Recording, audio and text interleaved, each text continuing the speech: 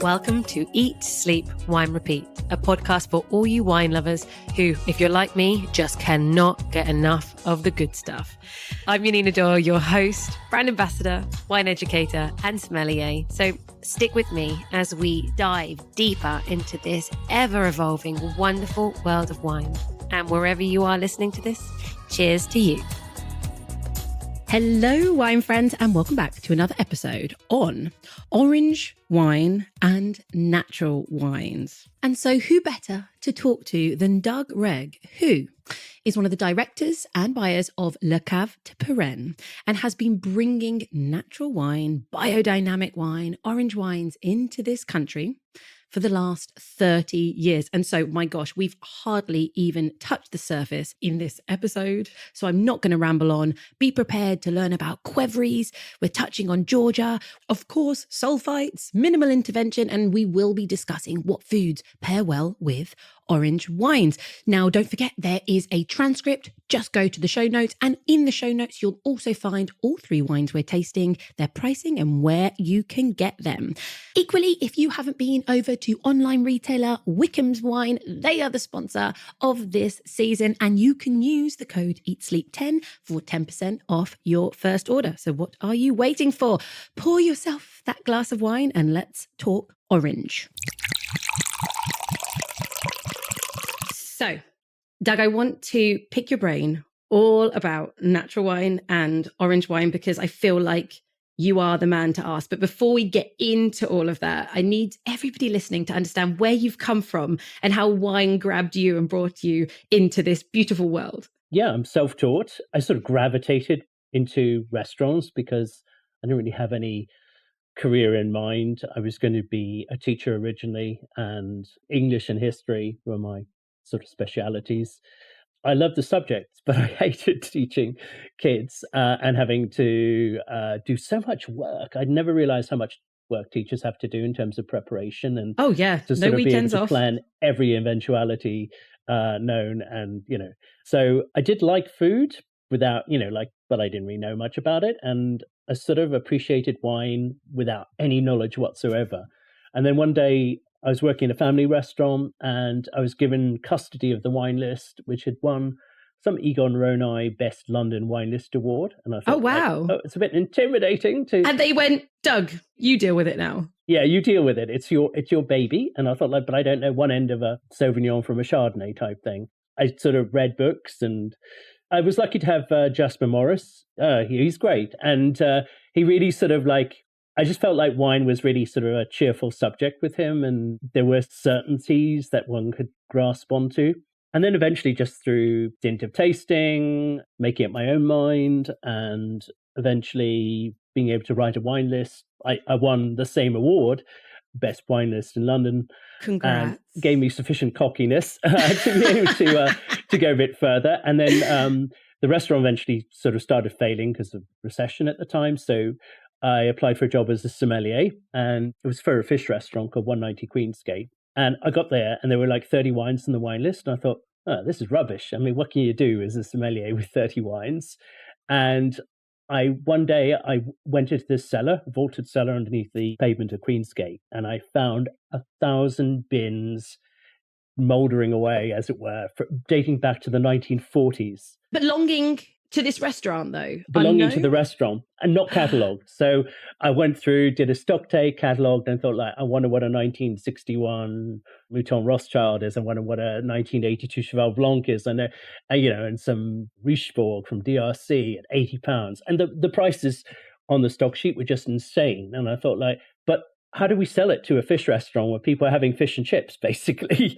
And by sheer, dint of bullying and persuasion, managed to start to work my way through this vast cellar of just gorgeousness. And as is the remit of the sommelier, I was able to have a nip or two of wine. And of course, thought, my God, this is what makes it incredible. These are celestial wines. These are classy. And it just made me think that wine was a thing apart, and there was much more to learn. Even that I was just dabbling at the edges, but I had enormous fun because I found that on the floor, people are so responsive. I mean, they look at a 80-page wine list. They don't know one thing from another. What's a good vintage? What's a good estate? What it even is.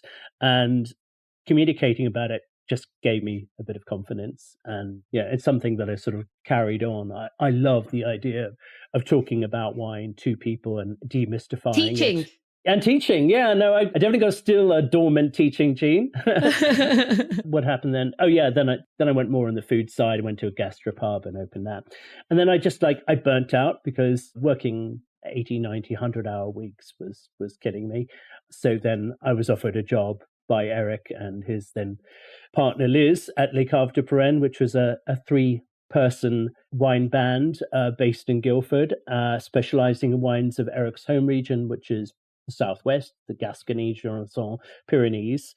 And well, so the rest is history. I mean, we survived by the skin of our teeth for about 7 or 8 years. And now we're, a worldwide phenomenon without investment. It's all been just natural, organic growth.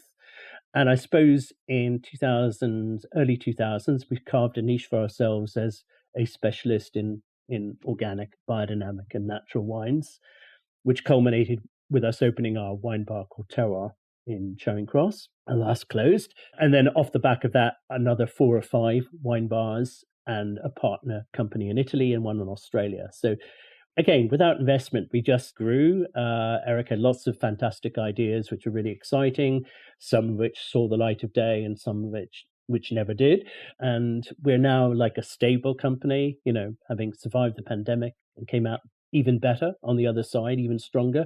We're in a good position, I think, and we're handing to the next generation of Caves de Pyrene, I guess is how I describe them. Oh, I It's very love much that. a company owned by the people who work there. So it's on a sort of communist system or a collective system of 14 directors of 14 people who work every day for Les Caves. They get up in the morning and they're working for themselves effectively.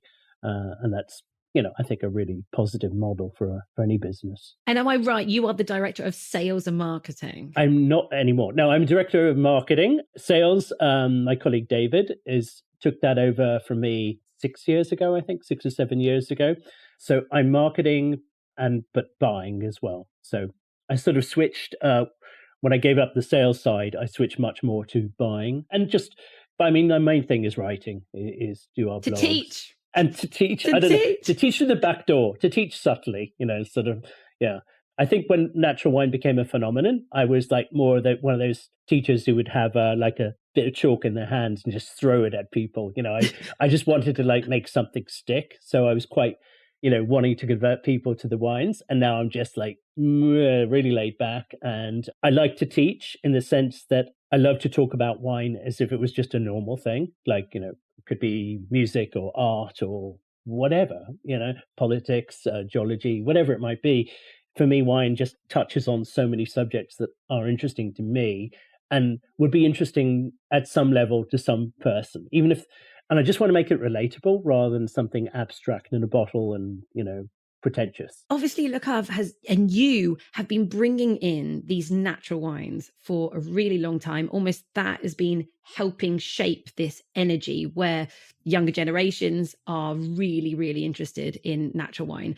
But there is still sometimes a conversation around this, what the hell is natural wine? Because people kind of take it off in different tangents. So for you, would you be able to teach, enlighten our listeners? What do you believe? Well, what do you know is natural wine? I always say it depends which day of the week you ask me and depends which time of the day. I deliberately don't have a consistent definition. Okay, what do we get today?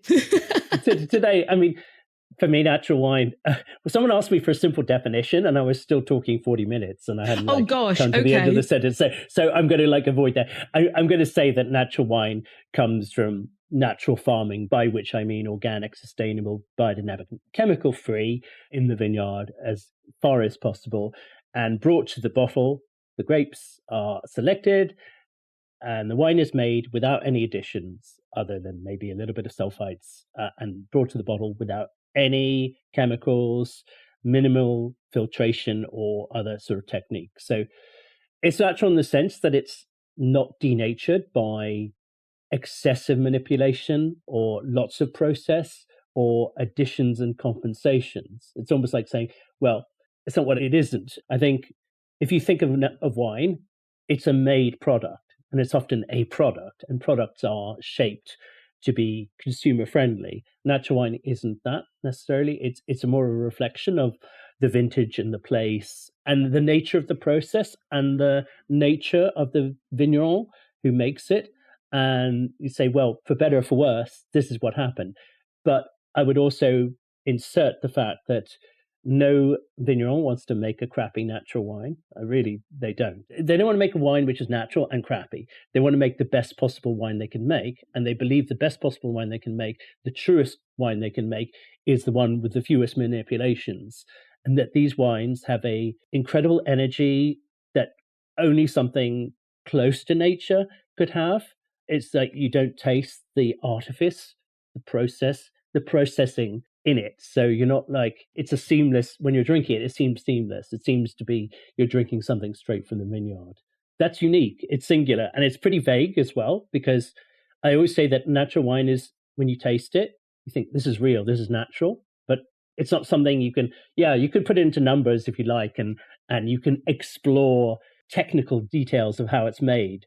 But it's less interesting than the sensation of it being natural and the enjoyment and pleasure that it gives. So the question, though, so what you've explained are all the positives, and we're going to open up some wines anyway, so people will know how delicious they are. But one of the questions often is the shelf life. If we are not putting additives or preservatives or not, sulfur obviously is a great preservative that is going to allow your wine to stay fresh and not oxidize. And the whole point of natural wine is either not adding any or adding very little. So what do you say to people that either straight away make the comment that there is no ageability of these natural wines, or they're going to oxidize? Or what is your opinion? What do you feel from tasting so many natural wines over the years? Truth is always more complicated. I remember being interviewed by a wine magazine, and they said, is it true that natural wines don't age? And I said, well, in a lot of cases, particularly red wines, they're not really meant for aging. And the headline, the sub-editor put the headline, Wregg says natural wines can't age. It's precisely what I did not say. And it's so frustrating. Of course, some are meant for, like, juicy, easy drinking, the like glue wines. The carbonic glue. Glue is a word. Yeah. Glug. Yeah. They're made for drinking now, like Beaujolais Nouveau style, just simply juice pressed quickly, bottled to be drunk, put a little bit of carbon dioxide to be drunk now, and chilled, definitely. But there are wines like Qvevri and from the Jura. I mean, that's released after 7 years. So those wines, often made without any sulphites whatsoever, will last 100 years. So they'll last longer than most of us.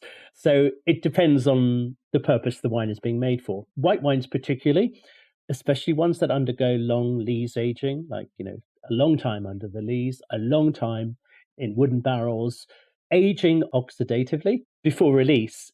They're like born in oxygen. They live in oxygen. They don't die in oxygen. So they have like a longevity, some of them, which can be 15, 20 years. Conventional wines don't. Conventional wines, because they are protected, firstly, the quality of the grapes that goes into them is probably not as good if they're not organically and biodynamically farmed. Secondly, they tend to be stripped off the lees. They tend to be filtered. There's nothing to protect them. Only thing to protect them is sulfur. Exposed to air, they die almost immediately. With some exceptions, I have one great story of going to Austria in about 2017 and visiting a cellar, and the winemaker pulled out a bottle of 1955 Silvaner, and he poured it, and he said, what do you think of that? And I said, it's still alive. And he said, yeah, it has 350 grams of sulfur in it, milligrams of sulfur. And I said, it's still dead. Like, it never was alive. It's completely pickled in sulfur. In 100 years' time, if it hasn't completely evaporated through the cork, it'll still be in this inert stage. And it was impressive that you could say it was functional as a wine, but it was completely disgusting in the sense that you could still taste a ton of sulfur. I wonder, is there any point in doing that? At the time, I think this was just standard practice in places like Austria and Germany, white wine, you sulfured and you sulfured and you sulfured. But I tend to think that especially you can like taste sulfur as well at very low levels. People don't realize it, but certainly for white wines above 50, 60 parts per million, and you're allowed up to 210. And I'm sure a lot of parts per million. I'm sure a lot of wines have well above that.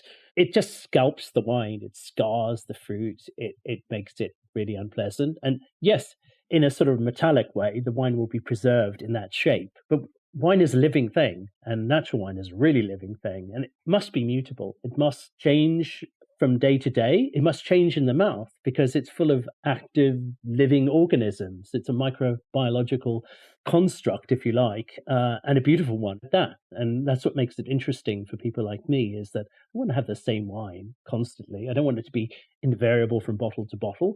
I don't want to be invariable from glass to glass, because then glass 1 to glass 6 are identical. But imagine you had 6 different glasses in one bottle. That's exciting to me, to see the way the wine develops, to see its arc, even within one bottle. Yeah, I think giving it a performance, it's more than just a story. And yeah, I always think it's whether it's the change of temperature, whether it's a wine that's a blended grapes, that it's wonderful when what your initial reaction to the wine completely changes to the end, because then it just creates your memory, the memory bank is going to stay. And that's the joy. Wine is a natural product. Grapes, they came from the earth, and it's beautiful when it's just more than just pouring a glass. I think wine is something that no other drink product can give, with its ability to adapt and change and evolve. And so, yeah, with one bottle. I like to think it's sort of analog, and, a lot of winemaking is digital. It's trying to create like a fake perfection. But for me, it's actually more like live performance. So I've been listening to a lot of music from my favorite band, and I've listened to all the albums, and they're like produced. And then I listen to them live, and they're so much better live, because the imperfections are what gives the character to the whole, performance. And it makes those songs, to me, the very same songs, infinitely better when you hear them live with all their edges and, tweaks and whatever. And even imperfections, actually. When we think about human beings, some of our, nobody is perfect, and our favorite people are imperfectly perfect or perfectly imperfect. I always say you don't want super, super smooth all the time. So, okay, that's super interesting. Now, I just want to touch on sulfur before I move away from that. Because natural wine is you don't get certified. There is obviously movement and certain areas that are a little bit vague. With sulfur, I know like the raw wine fair, I think as long as a wine is under 70 parts per million, in theory, then it's allowed to be showed. Am I right? I think it's under 70 for white and under 50 for red, for raw. Right. And for you, do you feel that is, again, you mentioned at 50, 60, after that, then you can kind of really start tasting it. So do you feel like that is an appropriate level for you, where you feel like the wine is as natural as it can be? I think it depends on the wine and the vintage. But, I think technically, legally, it has to be below 10, not to say contains sulphites in the bottle. But 10 is very unlikely, particularly for white wines. They require maybe a degree of protection. I feel, but it's totally arbitrary if I say that I like whites below 50 and reds below 20, but that's me. That's not in any particular rule. There is a Vin Nature society now in France, which is, I think and it was formed by a lot of growers who they were annoyed that people were jumping on board the natural wine bandwagon as far as they could see. They weren't fessing up on their farming practices and their winemaking practices. So they established upper limits of 20 or whatever. 20 and 10 or something like that. I can't remember exactly what it was.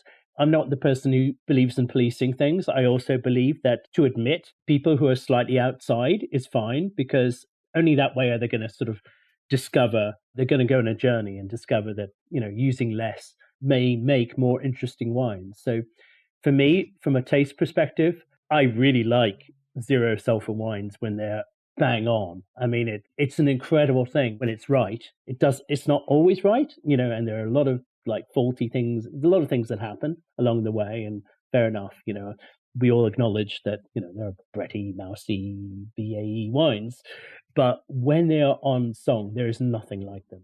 And I can't like make it a hierarchical thing. I can only make it this sort of distinction of when I taste it, I go, wow, that's it. Like that is like an epiphany, or that set a reference point for my palate. that it's going to be really difficult to row back from. So the very first natural wine I ever had, 0.0 wine, was like, I don't even know whether I like this, but I will never forget it. And actually, it did reconfigure the way I tasted wine, because I started looking for edges and imperfections as beautiful things within the wine. And the more I found them, the more enchanted I was, and the more those wines felt real to me. Okay, it's super interesting. Now, within the natural wine category, winemaking process, orange wines often have been made because there's an incredible history for orange wines. So can I ask you, before we actually start opening up some orange wines that we have, to let people know what actually is an orange wine? An orange wine or an amber wine is literally a skin contact wine. So are red wines are skin contact wines, and so are pink wines. But basically, it's wines made from grapes that one would commonly think of as white grapes, in which the juice macerates with the skins for a variable length of time to extract color, orangey, ambery, golden, and tannins and structural elements. But having said that, and here I always say, there's no such thing as a white grape variety, because if you look at something like Pinot Gris, the skin is not white. The skin is purpley, almost pinky. If you look at Gewürztraminer, which we're going to try later, the skins are really orangey in color. And so it's totally arbitrary to call them white grape varieties any more than if you look at the spectrum of red grapes, some are like light blue and some are black. So, and of course, the wines that result from them are incredibly different. Obviously, the deeper skinned white grape varieties often make richer, more unctuous sort of orange or skin contact wines. But I guess, like, if I was to say, here's an easy definition. They're like, orange wines are like red wines made, or like, white wines made in a red wine style, using the same techniques as you would make a red wine. And often the results, if you close your eyes and taste them blind, are more similar to red wines than they are to white wines. But there's such a vast spectrum. So many different styles as well. Oh, yeah. Right? We have 150 different versions of different wines on our list. And some are like almost like juicy, like orange juice. And some are like, like rich and tannic and deep and long lived and everything in between. So what we're going to do is we're going to go through a few orange wines. I want to start with a wine that has just been staring at me saying, drink me, drink me. And this is the Christian Binner.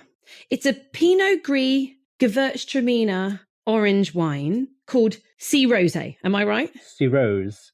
Oh, Sea Rose. Not Rosé. With Christian, there's like 1,000 plays and words, which I'll take you through. Okay. Yeah, I mean, some are very silly as well, but Traminer is the rose, because like it smells of roses, like tea rose, and almost like and cirrhose is like, it's a French play on word for cirrhosis. Oh, okay. I know, it's a bit silly. And then it's also, the sea bit is an allusion to the fact of sort of global warming, that this is a Mediterranean wine made in Alsace using Mediterranean methods. God. Okay. So this wine, first of all, it's quite clearly, it's going to be quirky. Absolutely. It's a mixture of vintage 19, 20, 21 and 22. It's cloudy, but you can actually see the yeast, the sediment, but like moving through the wine. You know what it reminds me? The light is shining through the window. And I'm looking at this wine. Do you remember those lava lamps that were really, really cool, like 20, 30 years ago or 40 years ago? I used to have one, and you could just see it, the gloop moving around.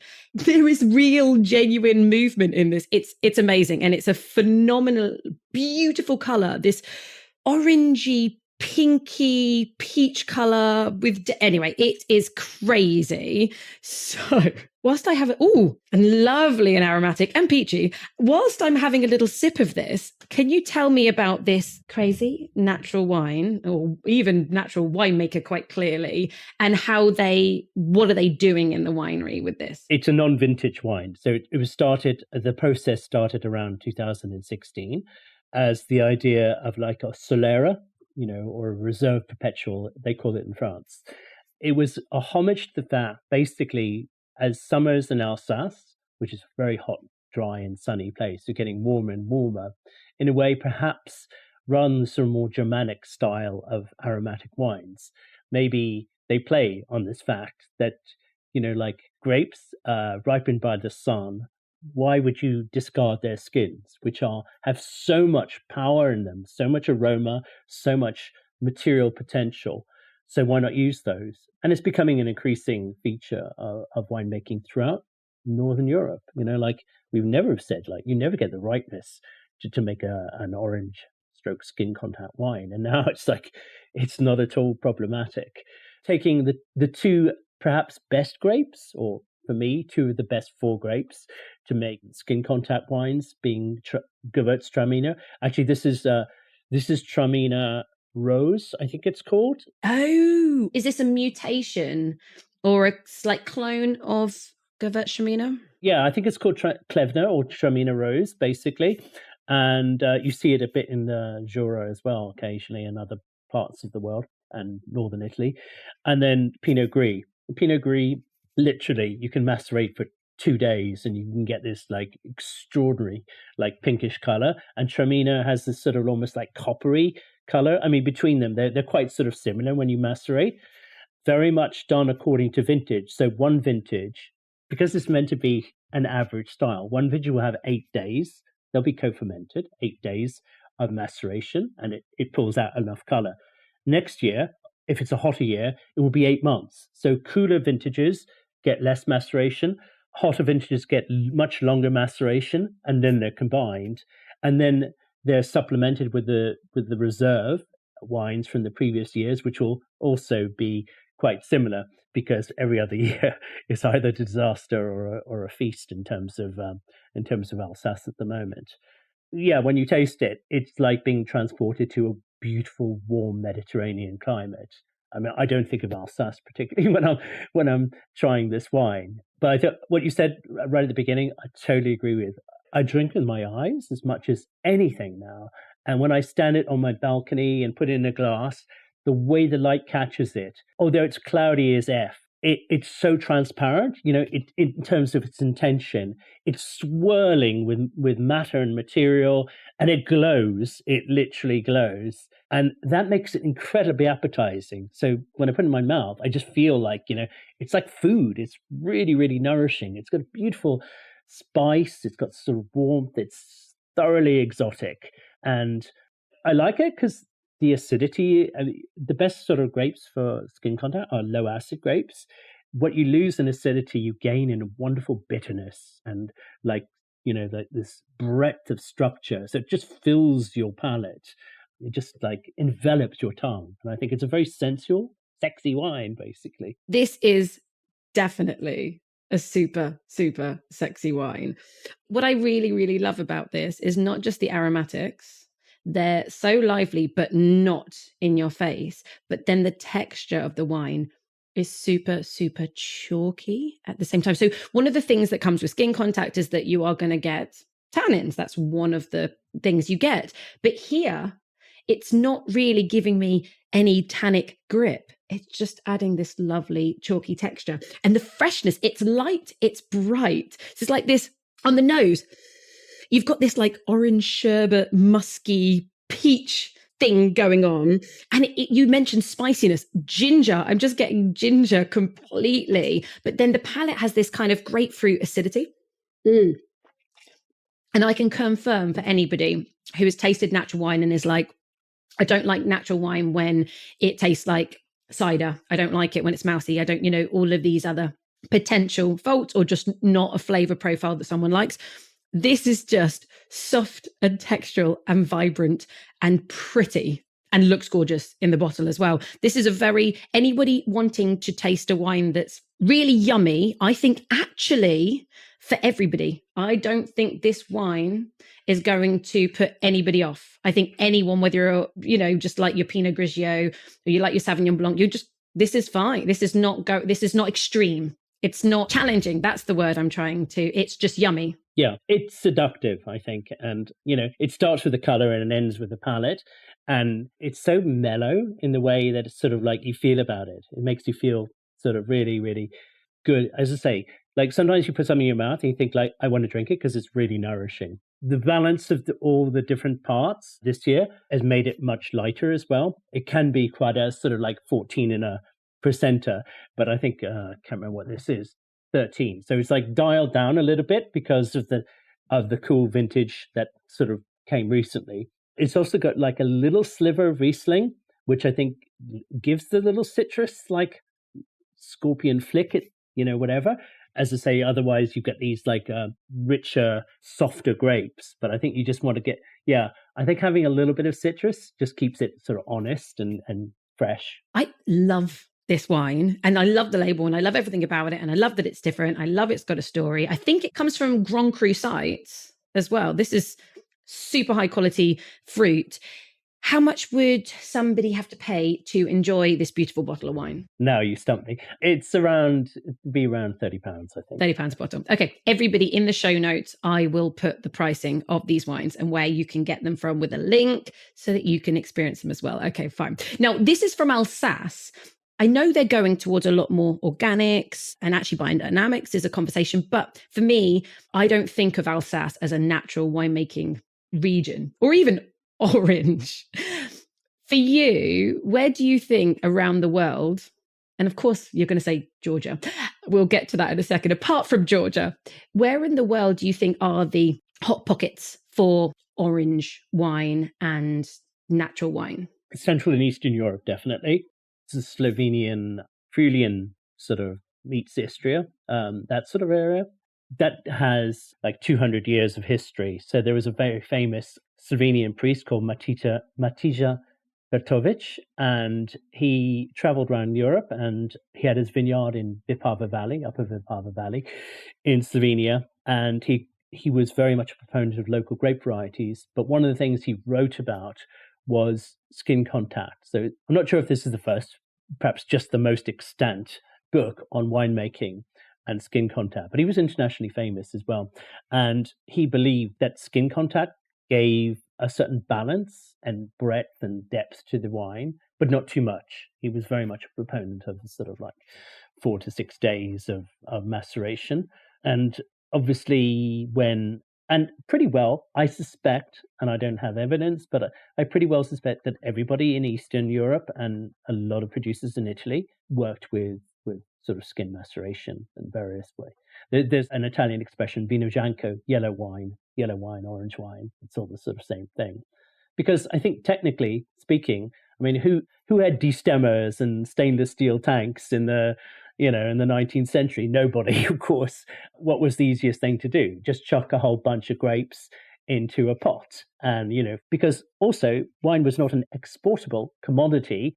It was never going to travel further than the kitchen table or the village.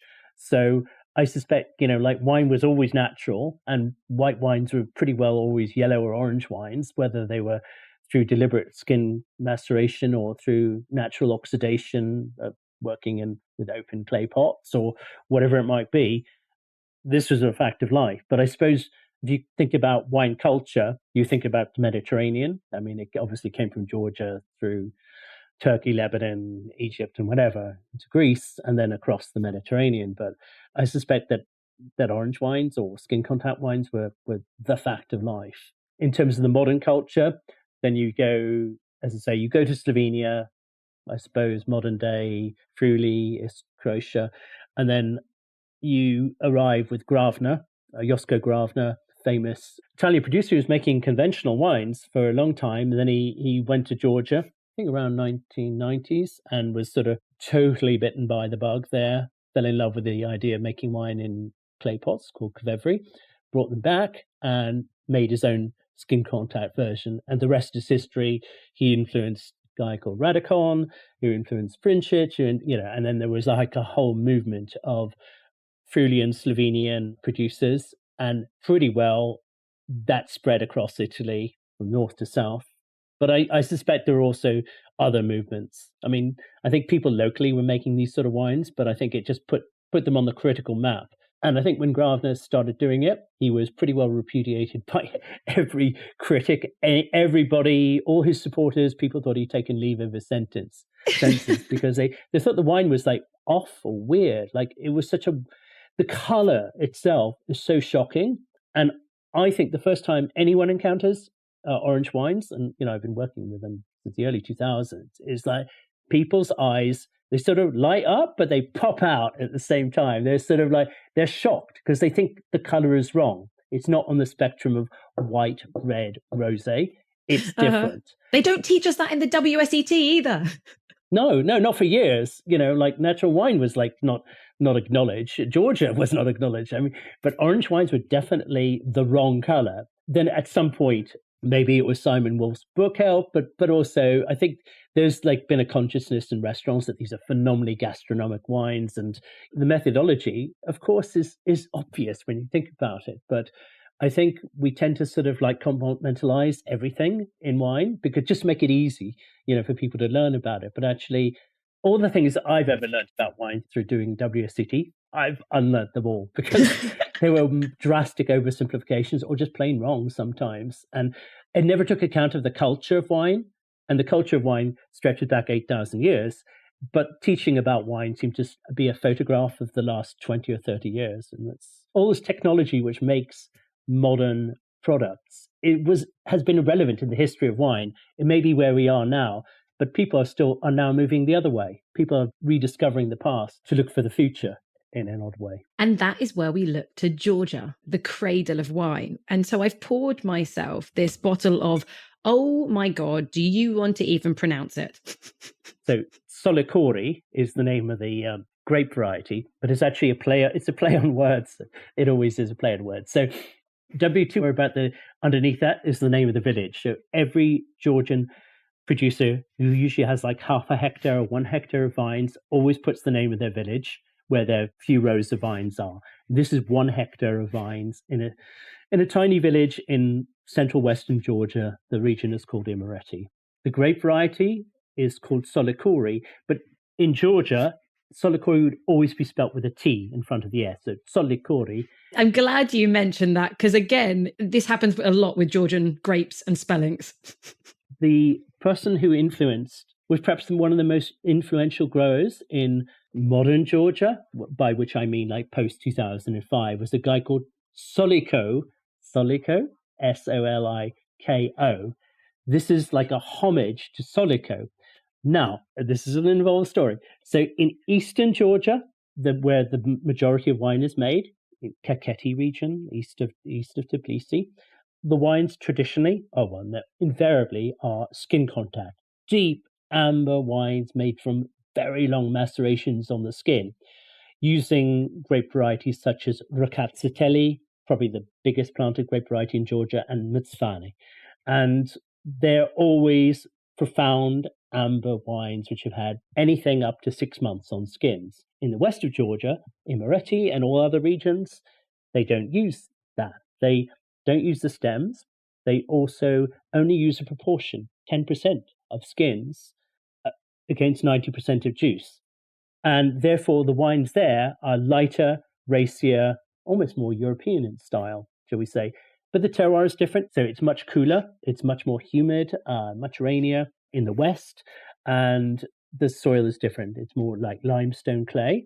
Whereas in the east, it's hot, continental, hot summers, cold winters, and different grape varieties. So completely different heritage grape varieties, east and west. So Rakatsiteli, thick-skinned, full of tannin, quite neutral. It really gets its personality through the maceration. Whereas in the west, they're much more aromatic grape varieties, Solicori, Tsitska, Krakuna, and others.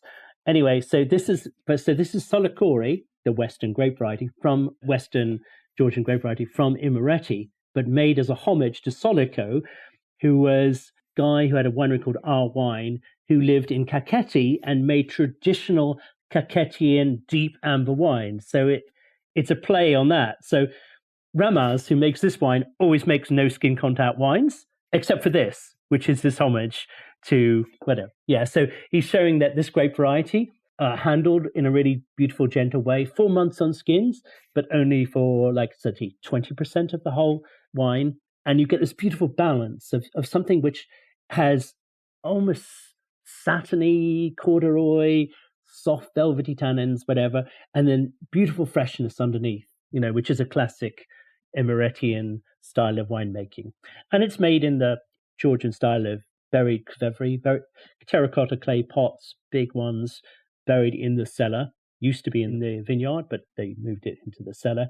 It stays with the skins for a certain length of time, and then is, like, what's the word? Like transferred, I guess, or racked into a clean Qvevri where it ages to the point whereby it wants to be bottled. So, and that's it, basically. And that's the Georgian thing, is always like the skins, they call it like the mother of, the skins are the mother of the wine. And like the wine rests with mother over the winter. And then when it's taken away from mother, the skins always fall to the bottom of this beautiful big old clay pots and settles right at the bottom. So they're not really doing much there. Only when the wine is fermenting are they punching down, like they're making a red wine, so they're sort of like, they're just punching down the cap with big poles.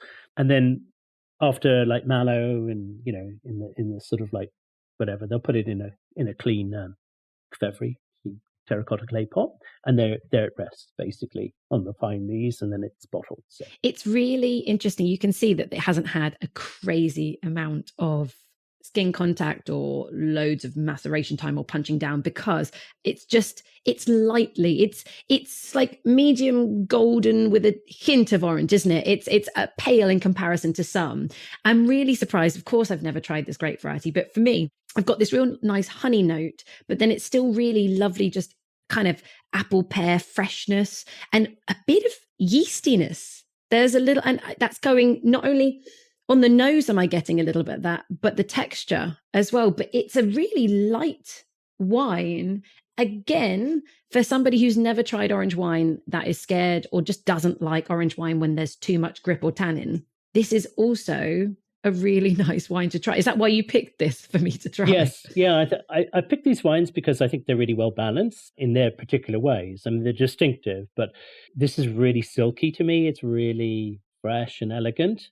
And I don't think I would necessarily start with a Rakatsatelli or something really hardcore, deep amber, full of astringent tannins. Yeah, there's a place for those wines. But I think there's a recognition even in Georgia that sort of the world turns and adjustments in winemaking have to be made. And I think Georgians now increasingly love to drink European wines. And you get a sense of, like, they're moving towards freshness in the winemaking, less extraction, less tannin, and more immediacy. And to bring out the grape variety as well, because you can, if you macerate something to death, what's the original? Where are the nuances in the wine? I think it's like, for me, this is like delicious slow cooking. It just brings out flavor. And I think the best orange wines are like that. As I said earlier, like they move in the mouth, they change. There's always something different every time you sort of like chew it around. And I think that's really intriguing. And this is beautiful length. And the worst thing is, I'm literally just opening them as we are talking, and this is my only comments, instant reaction. So everyone, you'll have to check out Instagram and later on when I have them in a nice glass after maybe a decant. But yeah, beautiful length. I like the freshness and the lightness of this. And if you don't like aromatic wines, too perfumed, too pretty, like the other one, which I adore, but if that's not for you, then this is actually a little bit more citrusy, a little fresher, a little more savory in comparison. So yeah, love how entirely different they are. How much would this set us back? Any guess? Around 27. Okay. 26, 27-ish, probably. Yeah. And anybody asking about Qvevris, they've become, these clay pots. They've become so popular now, just all over the world. People are playing around with different aging vessels. What do you think is the advantage of fermenting your wine in a Qvevri, using them in the winemaking process? Well, actually, they're quite rare because there's only 5 producers of Qvevri who are like sort of pretty legit. I mean, you can make a slightly more commercial style, but they have to be hand built from scratch, hand thrown. And the guy I visited twice, he's in his like 80s now, and his apprentice is his son. It's like 55. He wasn't even allowed to touch Qvevri until he was around 50. So it's a UNESCO heritage protected sort of like a designation or whatever they call it. Intangible cultural heritage, I think. So they want to set up sort of schools to teach it, but no one really wants, make Qvevri as a career. But they're beautiful, huge vessels. And I think the thing about them is that when they go in the ground, that's it. They're not coming up unless they're broken or something like that. So they're not like amphora in that you can't transport them around. You can't like move them around the winery. Once they're there, they're sealed in the ground. And there's something rather wonderful, both really and symbolically. So the real side is that a wine stored underground is being stored at a constant cool temperature. So in the summer, that's very, very good. And even wineries, unless the temperature controlled, the temperature will go up and down, but Qvevris will always remain fairly constant. Symbolically as well, the Georgians big on symbolism and Christianity. A Qvevri is meant to represent a woman, like it's a sort of bulbous, almost pregnant shape. The vines obviously have their feet in clay. The Qvevris are made of clay. The wine is like whatever, and then goes into the woman and then given birth. And then hence the material is the mother, and then it's put on its feet, it's a child, and then you drink it in a clay bowl. So it's clay to clay to clay. Also, like Adam is man of clay, so they play on that sort of like religious conceit as well. So, and of course, also remember that Georgia is perhaps the greatest wine culture in terms of it's endemic in everyday life. It's like, I was going to say they eat wine. I mean, they sort of eat wine. They think wine. It's part of everyday life. And I think that's really important. And the hospitality, of course, is integral. And like wine is always on the table, births, deaths, whatever. It's like celebration, parties, you're just drinking wine. And you tend to be drinking one style of wine as well. It's not like they're not trying to make 20 different cuvées. It's just like the one wine from that one pot for the table. That's fascinating. So I was entirely wrong. I think probably, some people are using Qvevris around the world, but of course to transport them, very difficult. But I guess it's amphoras. It's different terracotta pots, or it's things, or even cement eggs. There's lots of, but amphoras are different. They are normally above ground, much smaller, have handles. So that's actually super useful, I think, for people actually understanding, because I think a lot of people go, what is the difference between amphora and Qvevri? Yeah, I think the other thing is that Qvevris are made from local clay.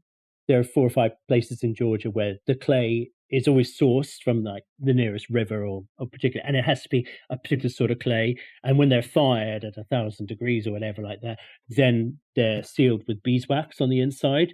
If you look at Tinajas in Spain, completely different sort of clay, no sealing, and they're much smaller, usually 250 to 400 maybe liters max. A Qvevri can be anything from 2,000 liters to 10,000 liters. The shape is incredibly different as well. And amphora, traditional amphora, which was, for transporting grain and water, they were like really slim with 2 handles, the sort of more Roman ones. But the doglio, big, sort of almost like plump, almost round amphora, again, are sort of completely different. And of course, I think the shape of any vessel, whether it's wood or clay or cement, has a profound effect on the wine. The amount of contact the wine has with the vessel, the amount of air that's inside the vessel. It's no coincidence. I think most orange wines are made in sort of like wood or cement or amphora, just because this sort of micro-oxidation, the little amount of air that gets in softens and rounds and enriches the wine and gives it its sort of like flavor profile. Amazing. Thank you for educating me on the Qvevris. They are fascinating. After this, I'm going to go and do my own research. I think there's so much to learn about them. Let's finish off with the last wine, which we were talking about Gravna, we were talking about Radicon, we were talking about some of the big names. And for me, I think this wine from the winery Judith Beck, she is a big name for me when I think of natural wines, orange wines. Is that just my perception? She's a real go-to for me. I think she's part of a group of producers in Austria. I mean, for me, Austria is such a mature wine culture, not old, but mature as in responsive. Groups of growers get together, taste each other's wines, offer each other help, throw around ideas. And she's part of a group called Panobile, which they're based in the Burgenland.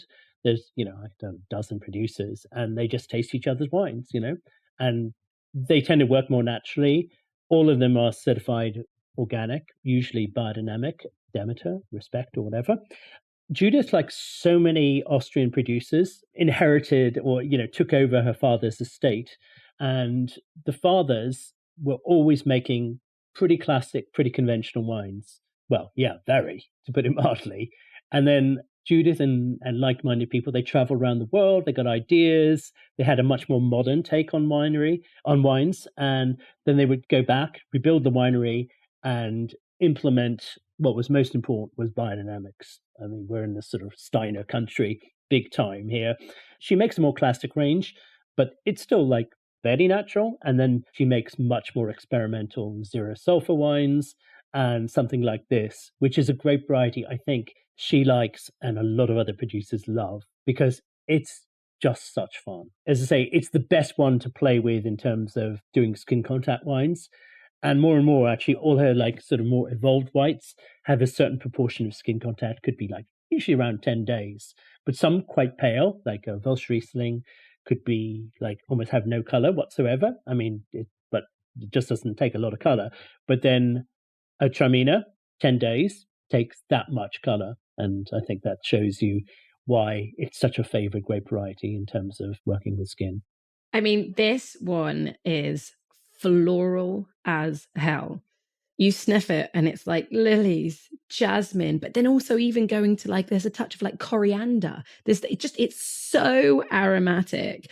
This out of all of them is the most full bodied. So, and I get this, so really lovely mouthfeel, but it's got this kind of lime zest, a real, again, energy, which I've really enjoyed across all three.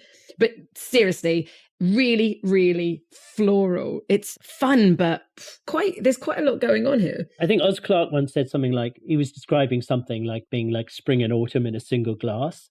And the flowery element of this is like spring, and the sort of plush apricot-y, spiced apricot and peachy fruit, that's autumn. That's like literally the trees in the orchard, just dropping stuff on the floor. But the color makes me think of late summer. It's just a golden wine, in terms of all that. And something we haven't probably mentioned is these are great wines gastronomically speaking. And George, of course, you get 16 dishes thrown on the table, and you have it with vegetables and mushrooms and meat and whatever. I mean, you go to Burgenland, basically they have this with meat. They can have it with chicken or even beef. Believe it or not, it's surprisingly, skin contact wines work amazingly well with bigger, richer, bolder flavors because they are that themselves without being obvious.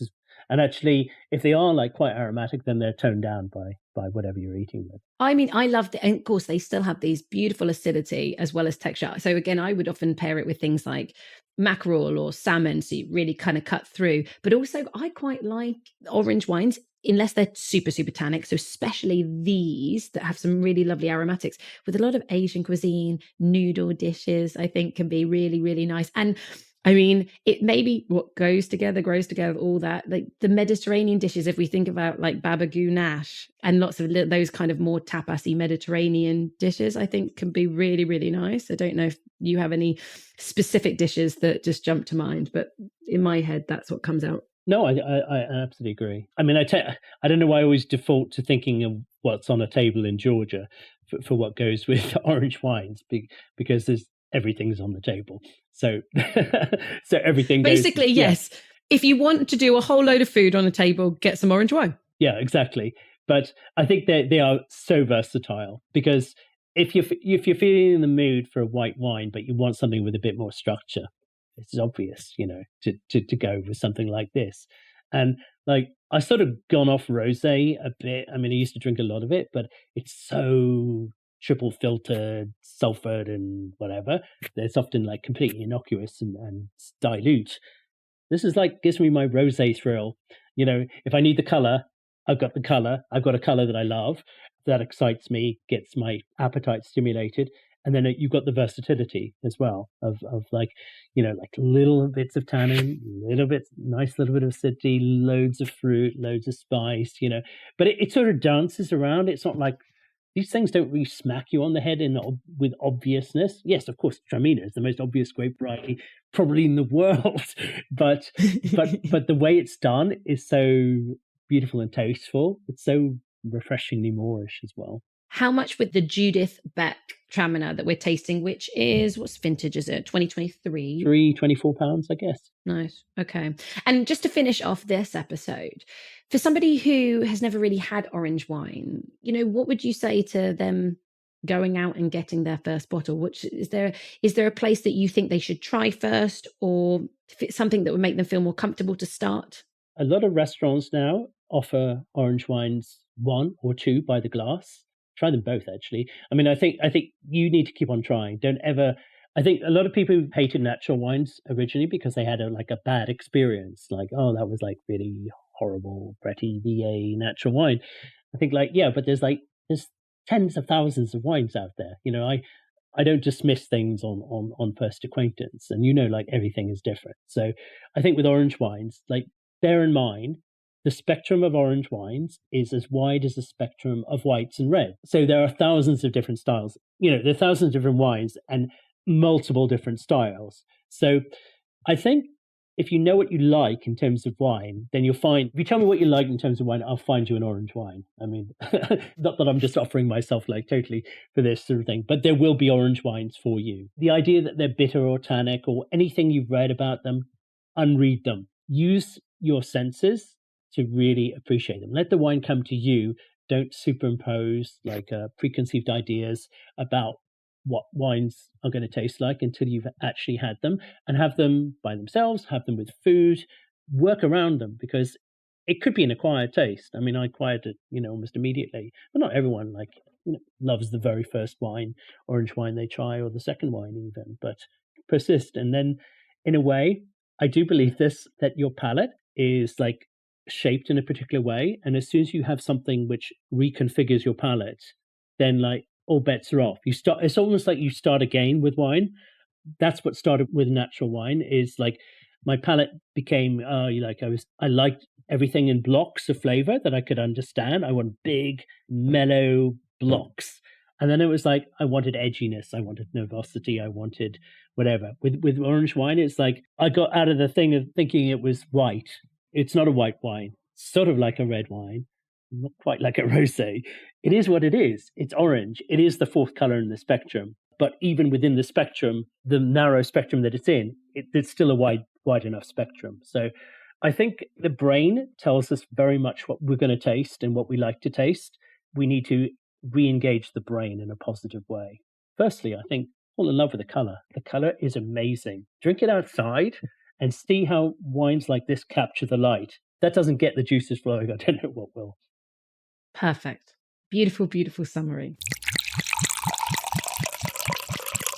Do let me know if you want to go deeper into the world of natural wines, whether it be more in the history of orange wine or biodynamic practices, as I really feel that this is such an interesting topic and there's so much more we could discuss. Now, next week, we are continuing the conversation with Doug, but we are hopping across the pond to the Pacific Northwest of the United States to the Oregon wine region, renowned for its exceptional Pinot Noir. But to finish off, as always, a wine quote, and this is from Alice Faring, the author of Natural Wine for the People. And she said, "Natural wine is like jazz. It's raw, it's alive, and it speaks the language of the soul." I couldn't agree more after sampling these 3 super energetic, vibrant orange wines. Now, don't forget, if you are getting value out of these podcasts, please like them, leave some stars and a review if you can on your podcast app, as this helps the podcast become more discoverable. Now, wishing you all a super vibrant and energized week. Until next Monday, wine friends, cheers to you.